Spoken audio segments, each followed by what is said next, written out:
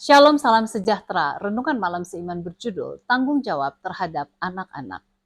Dan kamu, bapak-bapak, janganlah bangkitkan amarah di dalam hati anak-anakmu, tetapi didiklah mereka di dalam ajaran dan nasihat Tuhan. Efesus 6 ayat 4. Orang tua dalam setiap keluarga mempunyai tanggung jawab kepada Tuhan dan juga tanggung jawab kepada pasangan mereka masing-masing. Namun ada beberapa hal lain yang perlu untuk dipahami oleh setiap orang tua. Yang pertama, prioritas. Tidak ada tanggung jawab yang lebih tinggi daripada tanggung jawab kepada anak-anak yang dilahirkan mereka ke dunia ini. Mereka harus mengutamakan kepentingan anak-anak demi kebaikan dan kemajuan mereka sendiri. Anak-anak tidak dapat memilih datang ke dunia ini. Oleh sebab itu, mereka harus diberikan kemungkinan yang terbaik untuk memulai hidup mereka. Pengaruh-pengaruh sebelum lahir ke dunia ini menentukan kerohanian, mental, dan kesehatan jasmani seseorang. Sehingga itulah yang membuat kesejahteraan anak harus menjadi prioritas yang dimulai bahkan sebelum anak itu lahir ke dunia ini. Yang kedua, kasih. Kasih orang tua haruslah tidak bersyarat dan harus penuh pengorbanan, walaupun pengorbanan itu tidak akan pernah memperoleh balasannya secara lengkap.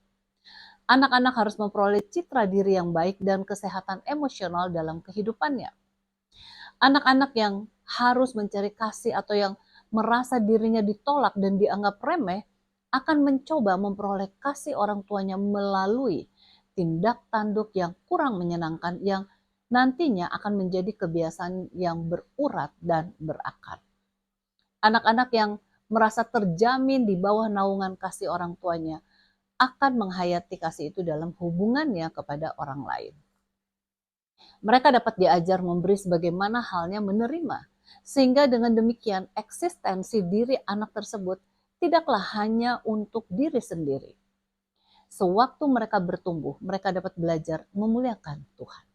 Yang ketiga, tanggung jawab. Orang tua Kristen sedapat-dapatnya mempersembahkan anak-anak mereka dalam usia sedini mungkin untuk pelayanan kepada Allah. Umumnya gereja mengadakan upacara sederhana, yakni penyerahan anak di hadapan jemaat. Orang tua membawa anak mereka kepada Tuhan untuk didoakan, sama seperti Yusuf dan Maria membawa bayi Yesus kepada Tuhan ke dalam bait suci. Lukas 2 ayat 22 dan sampai 39. Dengan cara seperti ini hidup anak itu menjadi bagian dari perluasan kerohanian dalam keluarga. Anggota-anggota jemaat turut ambil bagian dalam perkembangan sosial dan rohani anak yang masih muda itu sebagai seorang anak Allah dan anggota tubuh Kristus.